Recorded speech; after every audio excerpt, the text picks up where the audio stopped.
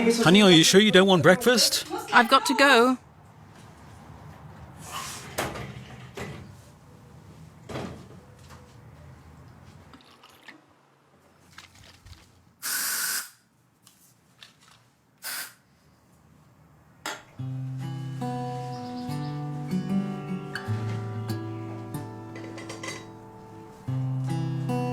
One year ago, 32-year-old Ehgartner from Frankfurt spotted an abnormal lump in her breast. Soon her suspicion was to be confirmed. It was a malignant tumor.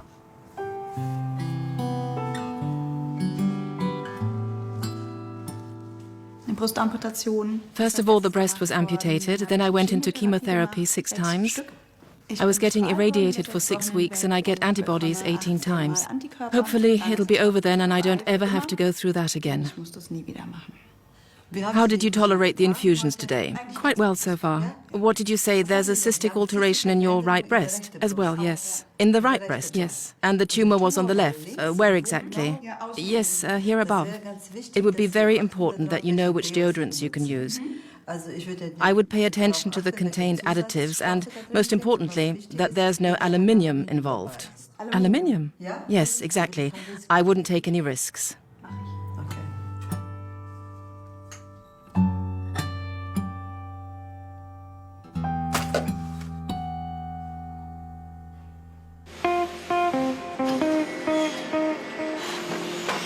Aluminium? A century ago, most people wouldn't have known what to make of that word. Today, this light metal is about to outperform iron. Aluminium is by far more than an average material. Its most varied compounds are used in cosmetics and also to purify water. Products made from aluminium have become a feature of our everyday life. Apparently, we are living in the age of aluminium. And Werner Jager is one of its prophets. He's the head of the Research and Development Department of Hydro Building Systems and Europe's largest aluminium company, Norsk Hydro. Aluminium as such is a very charming and a very exciting material, because with this kind of properties, you have really all opportunities in hand. You can really make from the very beginning of an idea till the very end. We call it cradle to cradle. Everything possible with one material. The bandwidth, the application width of aluminium is fascinating. And this is why it makes me an aluminium man. Achtung und Schuss.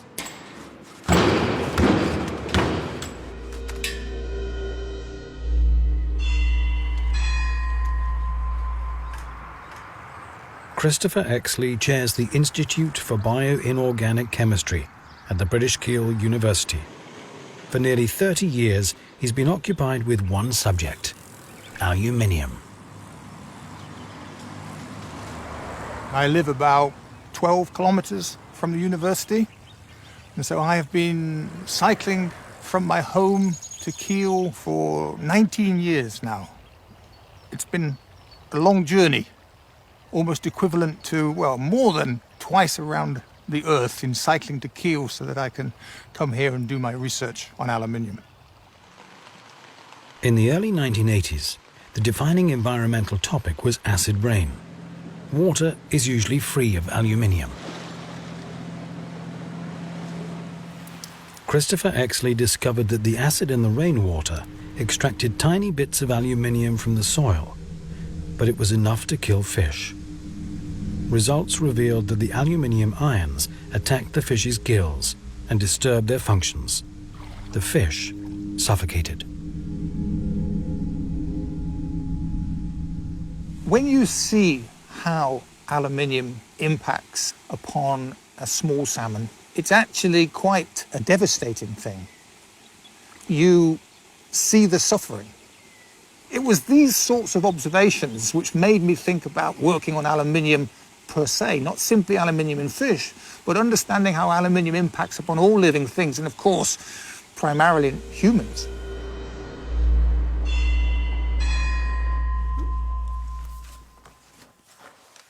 Eva Glaver is back working full-time as a midwife after her breast cancer diagnosis.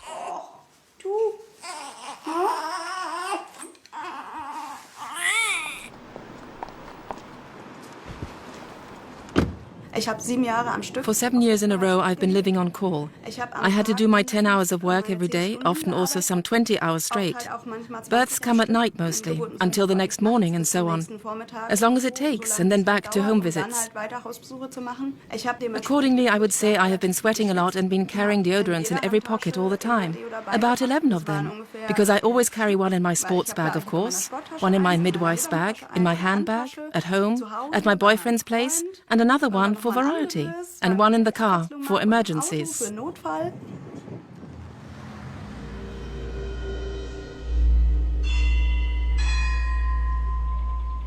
The oncologist Philippa Darbra does research on the causes of breast cancer.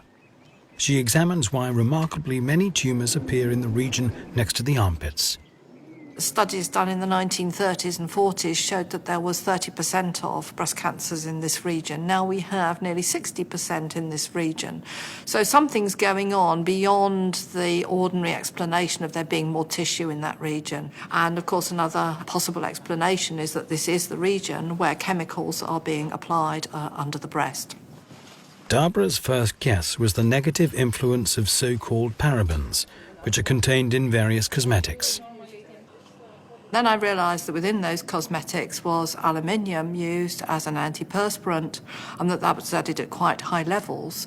And so the exposure was an issue, and I wanted to know whether aluminium could get into the human breast. She started a comparative study of women with and without breast cancer. You can draw from non-pregnant women a very small amount of fluid from the nipple with a breast pump. This is called a nipple aspirate fluid. And if you take those samples from women with breast cancer and women without breast cancer, you can measure the content of things in those two samples. And we found higher levels of aluminium in the nipple aspirate fluids from women with breast cancer.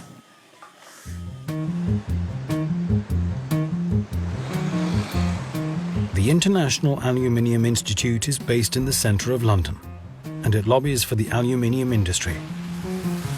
This is where we meet toxicologist Nicholas Priest, who surveyed the safety of aluminium on the industry's behalf. If there's good evidence of toxicity, then I'd be the first person to turn around and say, don't use it. Okay? But I can't find any. There isn't any systematic evidence to show toxicity at sorts of levels which people are exposed to. And people don't put huge quantities of aluminium under their armpits. Philippa Darbra examined the effect of such minimal doses of aluminium on the female breast cells. Over the course of 1 year, she observed whether the living cells alter in the presence of aluminium.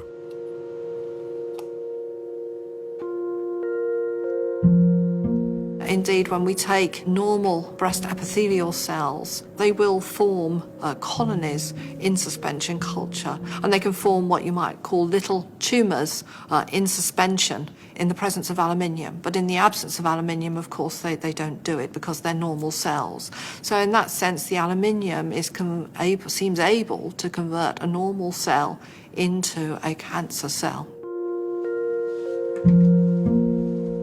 Darbra even found another effect. Adding aluminium increased the chances of migrating cancer cells and the forming of metastasis.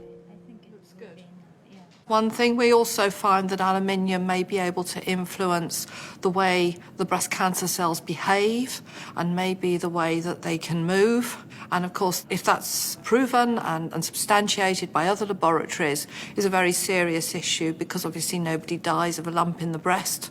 They die because the cells can move to other sites around the body.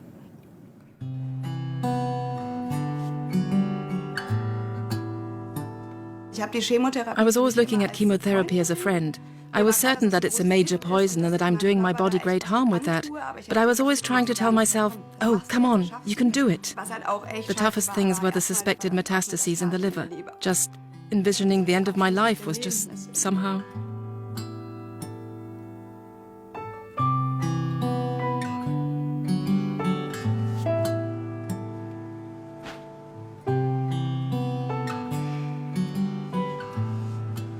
Most of that just doesn't penetrate the skin. There's some issue that if you shaved under your arms and you damage the skin, that you could get more aluminium going in. But again, it's the levels which you could imagine being transferred to the body are so small compared with any levels which we think are toxic. A good 2/3 of deodorants contain aluminium compounds as an active ingredient. Aluminium reacts with the skin cells and bonds them in a way that they can't sweat anymore.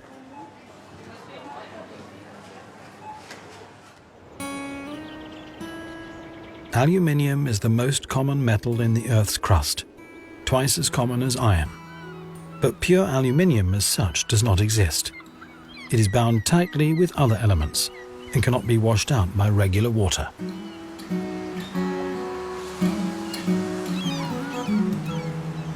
The earth that we're standing on is made of primarily aluminium, silicon, and oxygen. So the earth's crust, which is that layer which surrounds the whole of the earth, is aluminium, silicon, and oxygen. So aluminium is ubiquitous. It is everywhere.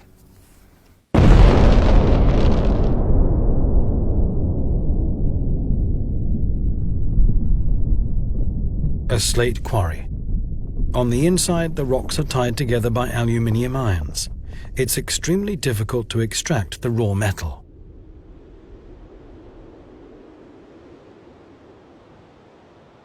Bauxite is the only ore that contains aluminium of a kind that makes extraction economically viable. Aluminium manager Werner Jager is on his way to Porto Trombetas in Brazil, where his company is involved in one of the largest bauxite mines in the world.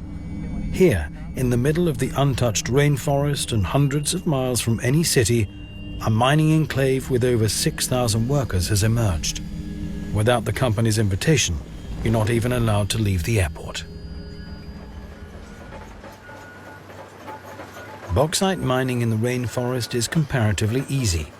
The ore can be found just a few meters below the surface. You only have to get rid of the forest first.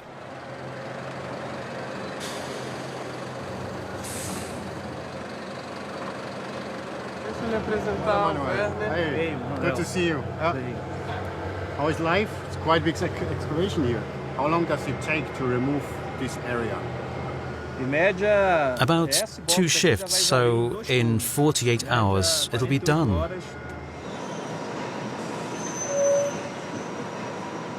The mining area expands rapidly, especially since 3 shifts are operating around the clock. Previously, the mines were located around the workers' settlement. These days, you have to drive about an hour to get to the current mining region. Porto Trombetas is one of the most profitable bauxite mines in the world. 18 million tons of aluminium ore are extracted here every year. As much as 250 football fields of species-rich primary forest is being cut down annually. To some extent, it's an issue to remove the rainforest and then to reforest afterwards again.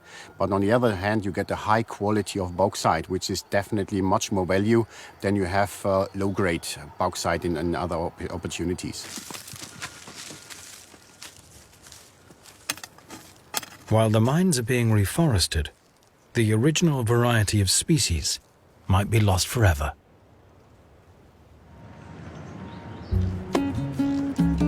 Almost daily, freighters full of bauxite depart from the port. A single ship carries 70,000 tons. That's more than 3,000 truckloads. It travels along the Amazon River towards the Atlantic Ocean, where the bauxite goes into the next stage of processing.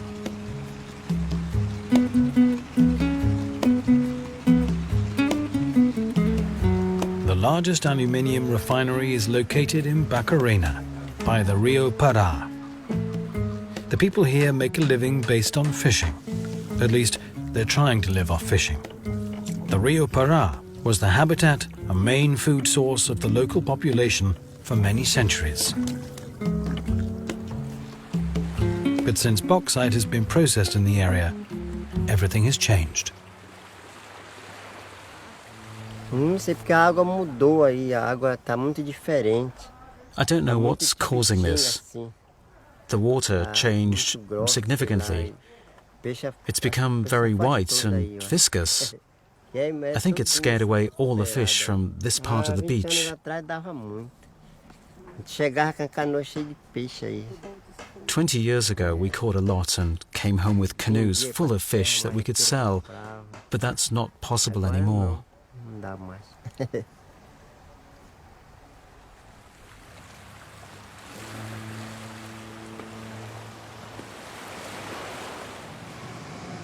This is my company. This is the biggest aluminum plant in the world. We have a capacity to produce more than 6 million tons per year. 6 million tons per year. 6 million tons per year. Since 2011, the aluminium refinery in Barcarena belongs to Norsk Hydro, which is now counted among a handful of multinational companies that control the whole production, from bauxite ore to raw aluminium. Here, the aluminium-rich parts of bauxite are extracted via aggressive caustic soda. Subsequently, the liquid is cooled and then burned at 1300 degrees Celsius. White aluminium powder is the basic material of which raw aluminium and countless other products, such as cement or aluminium ceramics, are produced.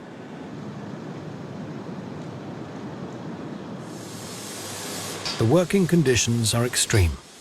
Despite the tropical heat, every spot of skin has to be protected from the caustic lye.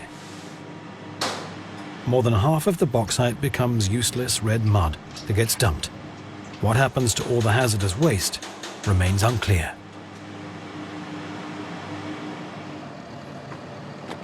One way to use the red mud is, for instance, that you use it for roadworks.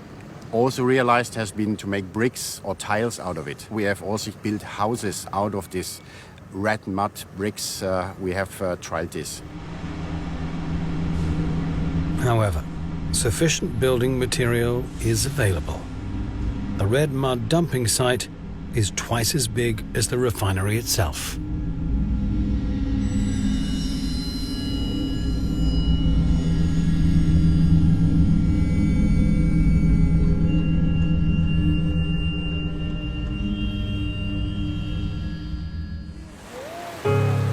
During an accident in a Hungarian aluminium factory in 2010, red mud broke loose. One of the biggest environmental disasters in Europe resulted. On the site of the aluminium factory in Ehgartner, the dam of a red mud basin broke. A flood wave of several meters moved towards the small town of Devicsa.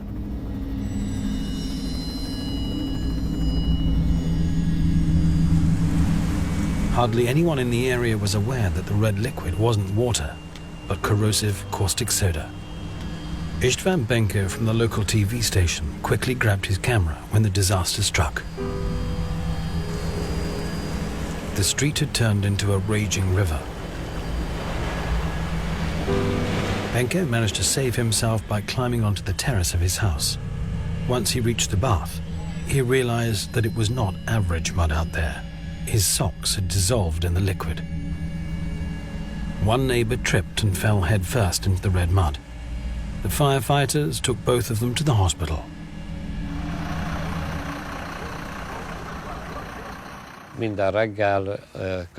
Every day, when the bandages were changed, my skin was punctuated. At first, I could feel it, but by day 4, my skin went dead. The lye worked so well that it attacked even the flesh underneath. Around 1 million cubic meters of the highly toxic liquid was spread over the country. 10 people died in the flood. More than 100 had to be taken to the hospital with severe chemical burns. 1 year later, the area where Istvan Benko's house stood has been completely razed. I wasn't present when the house was taken down. It would have been unbearably sad for me watching my life's work be destroyed in half an hour. Benko's health has also been destroyed by the disaster. His body is covered in scars, and he can't even carry a camera anymore.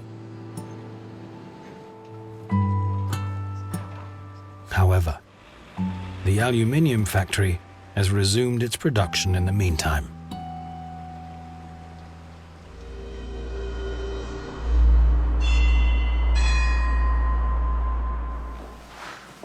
At the University of Vienna, a team of scientists does research on the cause of allergies. In order to test new therapies, they need someone who's ill. It's been known for quite some time that injecting bodies with aluminium hydroxide can trigger any kind of allergy, in animals, for instance.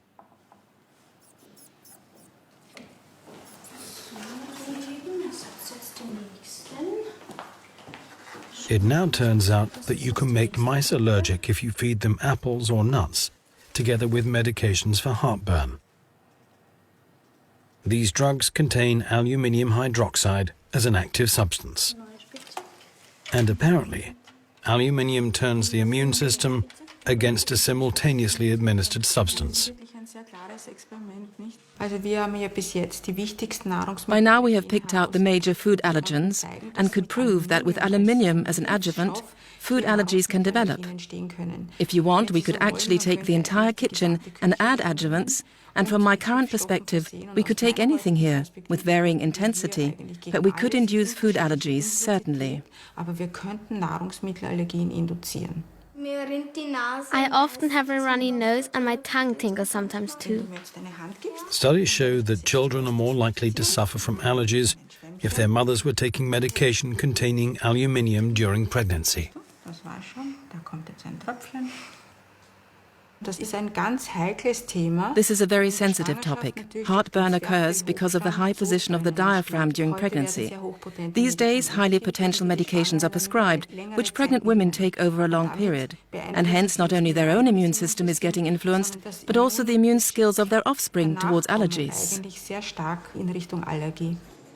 Some of these medications are available over the counter in pharmacies. Some time ago, the same substance already caused a worldwide scandal in dialysis stations. Herwig Holzer from Graz University was involved in detecting the case. In the 70s, we observed very dramatic neurological inadequate cases. They suffered severe neurological deficits, speech and movement disorders. Surprisingly, young people in particular showed stroke-like, Alzheimer's-like symptoms.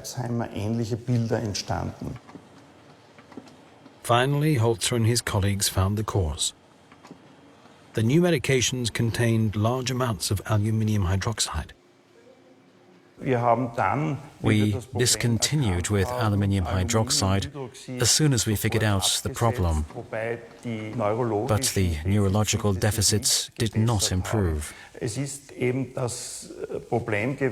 problem was that the aluminium had already entered the brain, and the toxic effects expanded in a way that we could not see any remissions. Over the past few years, Günther Perol has experienced an increase in unexplainable blackouts. At first, his wife Graziella thought it was some kind of burnout or depression. Eventually, he had to quit his job. No, not those. Those were the caps we had to cut off earlier. Oh, yeah, sorry. Well, let's throw them out again. It started when I was driving in my car. No, on my bike, and I drove straight down the pavement. I noticed that I was driving falsely somehow. It wasn't correct, the way I was driving. Or another time when I was driving my car, I eventually crossed the pavement and something wasn't right. Ultimately, his neurologist wanted to clarify any suspicion and invited Günther Perol for a clock drawing test. A standard test for diagnosing Alzheimer's disease. You see the blank circle? Please fill it in. Turn the circle into a clock. In a circle? Then I have to draw something on here? The 12. Let's start with that. It's always the easiest. Where's the 12? I'm sure you remember somehow where it stood. On top. Yeah. And then the other numbers? 6, 7, 8, 9. Now it has to show us a time. It says 10 past 11. 10 past 11 now? 10 past 11, maybe like this? No, that's not right. Doesn't work. No? No, that's not right. 10 past 11 has to be here. You know, the clock always has two hands, a big hand and a little hand, and they point at 10 past 11. But how? Here? In this? 11 should. No, that is 11. I don't know. I don't know. Okay, fine. Let's put it to one side. Now it is really pretty serious. When we came back from our vacation in the first few days, he couldn't get along in his own apartment anymore. He stood in the hall and said, "Where do I go now? How do I get to the bedroom? How do I get to the bathroom?" Günther Perol was always rather skeptical when it came to medication, except for his heartburn pills. We have known each other for 28 years, and ever since then my husband has been taking these drugs. Maybe even longer, before we even met. Yeah, looking back, I don't even remember it. In any case, longer than 25, 28 years. Well, I'm really wondering. So what does it say here? Long-term use of high doses. Look at that. May lead to aluminium deposits in nerve and bone tissue. This may lead to brain damages. Look, in brackets it even says dementia and anemia. Oh, Lord. In the case of renal insufficiency and long-term use, the aluminium level should be checked regularly. Yeah, but who checks their aluminium level? We never did that. No. Ever. A spokesman for the European Medicines Agency doesn't see any reason to take action. Actually, on the very top of the information for use, it says this compound should not be used over a longer period of time. If taken for a longer time, a doctor should be consulted. Thus, a long-term use without medical attendance is actually almost impossible. And one must not forget there's also the pharmacist who hands out these compounds and has the duty to inform the patient and must give advice on the potential risks. We were never informed about that, not even by the best pharmacy. Yes, that's true. We were never made aware of that.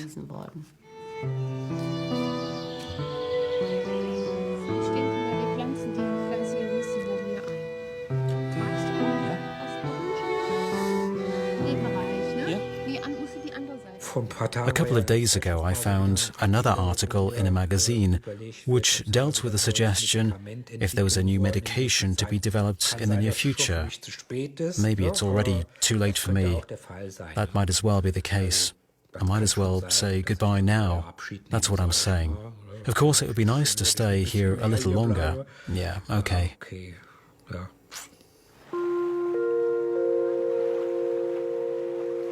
Aluminium is the only abundant element on Earth that has no use for any biological function of any animate being.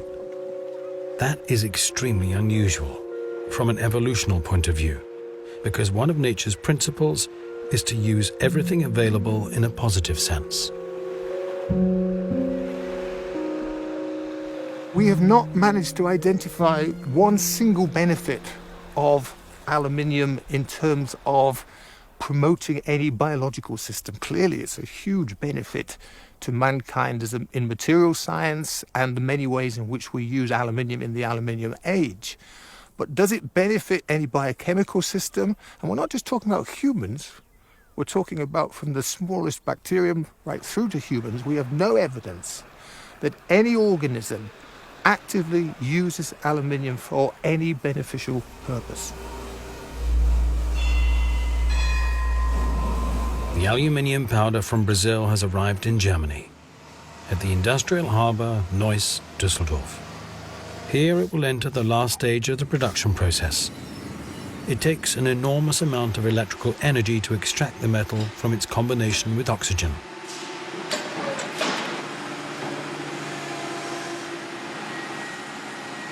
An electrolysis cell you can imagine like a bathtub.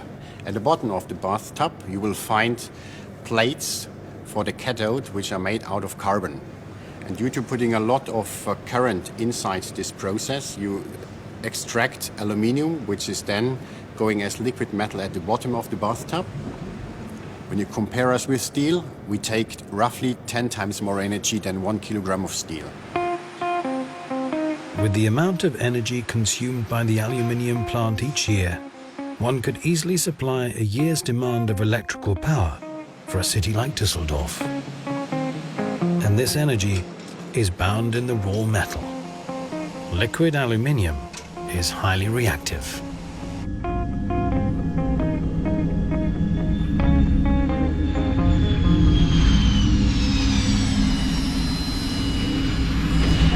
That apparently does look like it is in the other building at this point. A Boeing 767 has a netto weight of 82.3 ton. About 30 ton is aluminium. According to the Norwegian metallurgy expert, this aluminium explains how the Twin Towers collapsed so incredibly quickly. Aluminium is not dangerous at all. Aluminium turns to be dangerous when it becomes molten. Simonsen calculated that shortly before the collapse, the plane wreck's aluminium got heated up to such a level that it became liquid.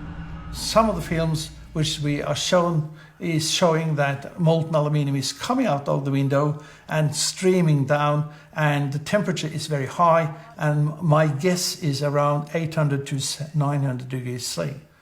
The melt is going down the stairs and go down to the next floor and meet water of the sprinkler device, which we know were in every room in that building.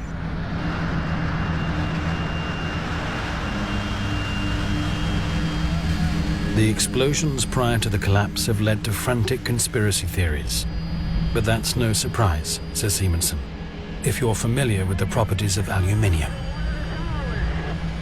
Due to that aluminium plus water gives you aluminium oxide plus hydrogen gas. You have a big explosion, and we are talking about an ordinary bomb of the order 700 kilos TNT at least. It could even be more.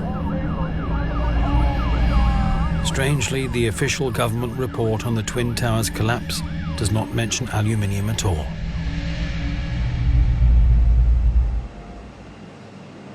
In recycling aluminium, the malice becomes a bonus. Now it only takes half as much energy as would be necessary to melt down scrap iron. Aluminium is a very precious metal. When you go for recycling, every kilogram you can bring back to your dealer brings you very, very much profit and value. And this makes aluminium so good. Properties, excellent, and you have a very precious material where you get a lot of money when you bring it into recycling loop. The value of the original material increases fivefold with each processing step, from bauxite to oxide powder to the final metal bar that any form of metal plate can be made of. The problematic phase of production, however, is increasingly outsourced to developing countries.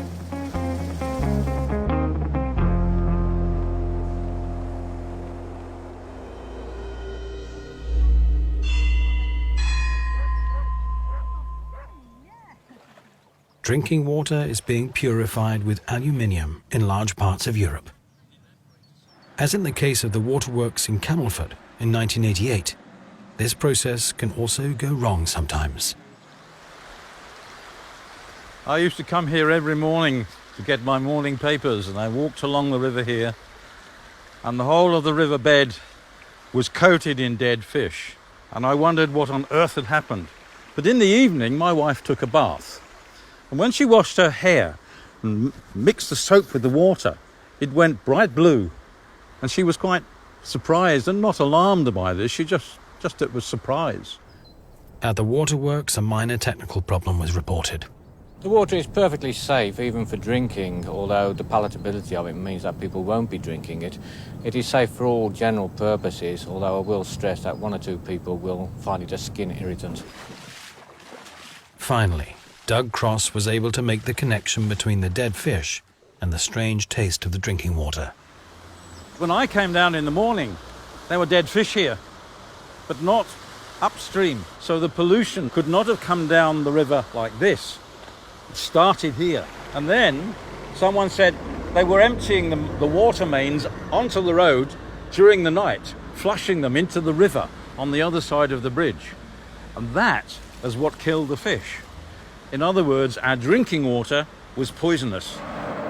Eventually, the waterwork authorities had to admit what had actually happened. A newly employed truck driver, left alone at the waterworks, simply filled his load of aluminium sulfate into the wrong tank. The contaminated drinking water was promptly pumped into the district lines. All around, strange incidents started to occur. Carol, Doug Cross's wife, was also affected. And then my wife began to complain of the arthritis getting very bad. Her sort of illness was relatively mild at the time. Many people were far worse. People told me they had been driving their cars and they had bad memories, and they would stop suddenly in the side of the road and think, where was I going? And why am I on this side of the road? I'm on the wrong side of the road. Things like this became common. Then I started getting phone calls from farmers. One farmer says, I had 40 lambs in a field with a water pipe from the town. And another field, next field, I had 200 more with a natural spring. And all those in the natural spring field were fine. But 10 out of the 40 with drinking tap water died.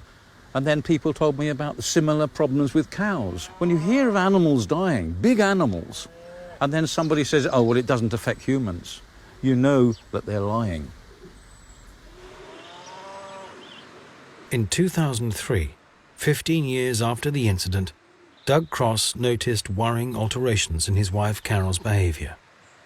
She became extremely weak, and gradually she lost everything.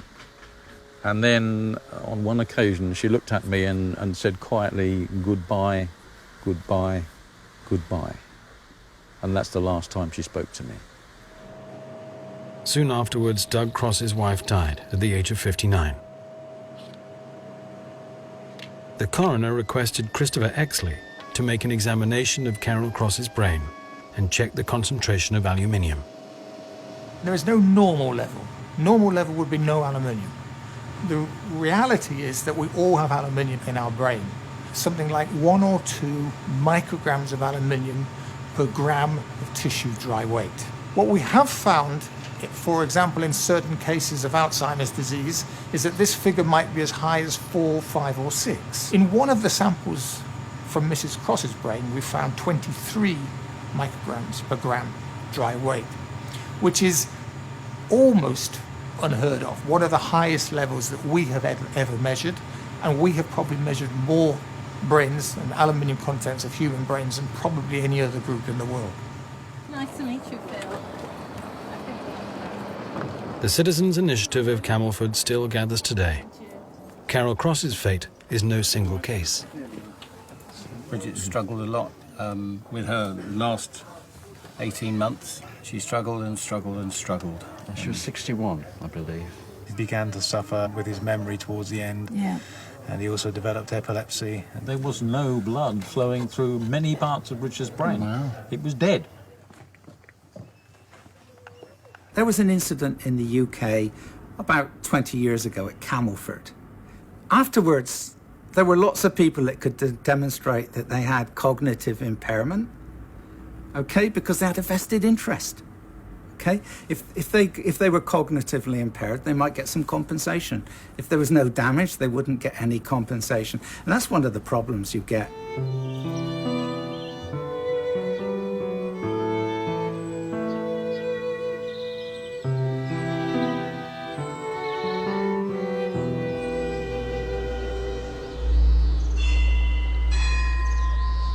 In many regions of Europe, as in Britain, aluminium is used to purify drinking water.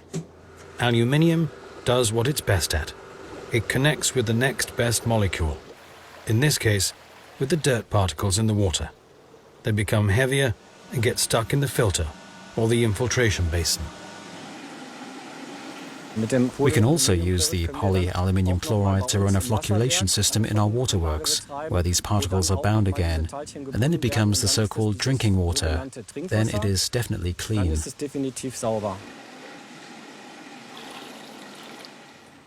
Dentist Gerhard Breuer from Berlin was diagnosed with Alzheimer's 3 years ago. Simple, everyday tasks become a real challenge for him, and also for his partner Birgit. Now, what should we cook on the weekend? I just checked. We still have some pesto left. Yeah? Should we add a salad as a side dish and just cook some noodles? Yeah, for a start. And then? For tomorrow, lamb fillets. Do you know if they have them? Yes. Do you think you can do it? I'll write it down for you. I'll find the store. You'll find the store, but will you find the lamb fillets? Yes, however, if they have them. And for Lola, we need sausages. Come back safe. We'll see.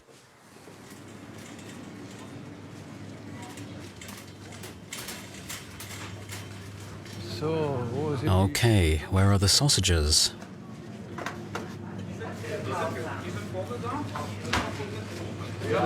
I can't find the sausages.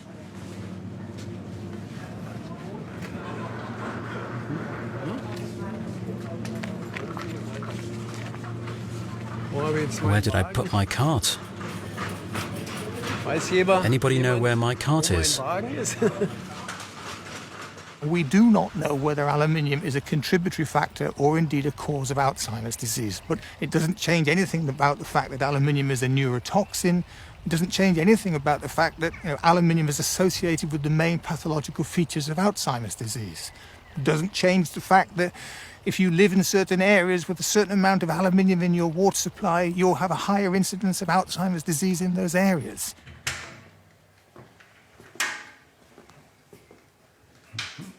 Dentists frequently deal with aluminium alloys. Dental technicians' health problems have already been examined in connection with aluminium. 3 years ago, Gerhard Breuer had to shut down his practice. Since then, many things have become strange to him.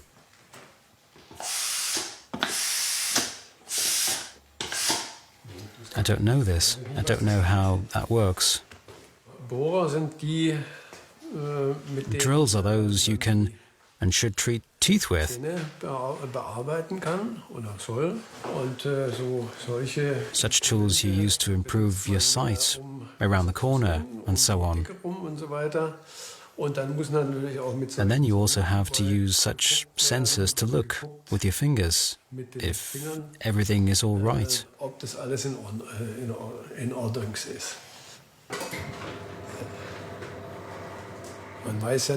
You just don't know what came out of it. It's pretty hard now to look at what's in my brain or so. You could check it out, but then you shouldn't do it because then you might as well be dead. I'm absolutely confident that the disease Alzheimer's would exist in the absence of aluminium. But would it occur so young in people? In other words, perhaps you'd have to live to 150 in the absence of aluminium. Or would it be as aggressive? Perhaps it would be much less aggressive and it wouldn't be so debilitating, and some people's lives would not be so poor in the period from when they're diagnosed up until when they die. To a large extent, people now think, oh, well, it's a dead issue. Aluminium is not really a health problem.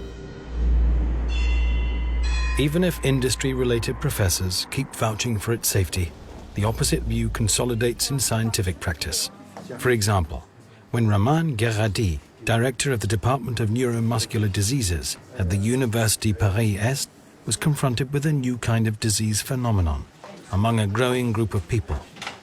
Farmer Luc Braconnier is a typical case. He suffers from constant fatigue and severe muscular pain, so that he can hardly do his job anymore. The doctor takes a tissue sample of the muscle. The results seem mysterious at first. We made electron microscopy. We found inclusions of unknown nature in the macrophages. We first believed that it was calcium, but calcium staining remained negative. And finally, we sent a sample to biophysics departments, and they only said to us, it appears to be aluminium. We do not know why it is an aluminium, but it is aluminium. The muscle shows suspiciously infected areas where plenty of killer cells of the immune system have gathered. These so-called macrophages are filled up with aluminium particles. Aluminium is added to vaccines to increase their efficiency. Experts regard these additives as a dirty little secret, because nobody knows exactly how aluminium raises the effectiveness and what aluminium does to the body subsequently. Everybody thought it was eliminated promptly after injection in the urine. Now we know it is not the case. The body can retain for more than 15 years the aluminium in the body, and nobody knows exactly what is the fate of this aluminium in the body. Will it be eliminated by the urine one day? Even this is not clear. Gerardi and his team found out that in most humans or animals, the aluminium is broken down. But for a small percentage, these metal ions remain in the body for years. A part of particles escape from the injected muscle and disseminate throughout the body and can enter to distant sites after circulation for months and months in the blood circulation and penetrate progressively in distal organs such as spleen, but also liver, and at the end, very lately and very slowly, into the brain.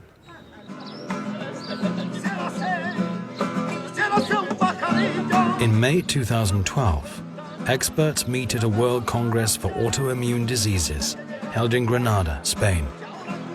For the first time, aluminium is at the center of attention. This is the biggest autoimmunity meeting ever. It has 2,300 participants. And we have 2 or 3 sessions dedicated to the issue of adjuvants. It's a combination of magnesium carbonate and aluminium hydroxide. Can cause autoimmune phenomena or autoimmune diseases. But there's very little doubt that aluminum is a neurotoxin. And it does quite a range of things, impairment of memory, cognition, and psychomotor control. Understanding the way aluminium works is the answer to understanding its effectiveness. Inert mineral particles can enter the brain using a Trojan horse mechanism. This is very important. Particles of aluminium can penetrate the brain as a whole particle.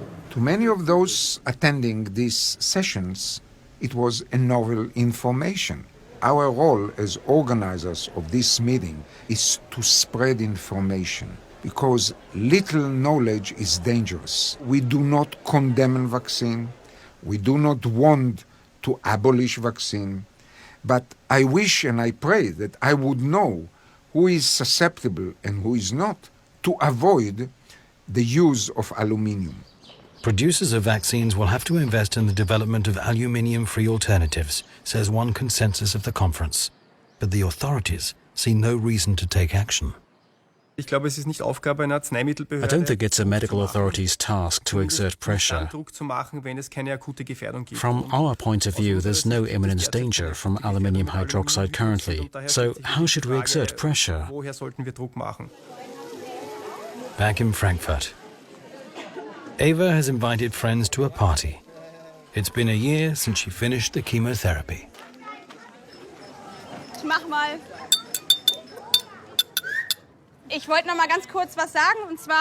I wanted to say one more thing real quick, and that is, thank you all very much. Not only for showing up here today, but most of all, for your company over the last year, which somehow had more downs rather than ups on most days. Thanks for simply sticking around, and here's to you. Cheers!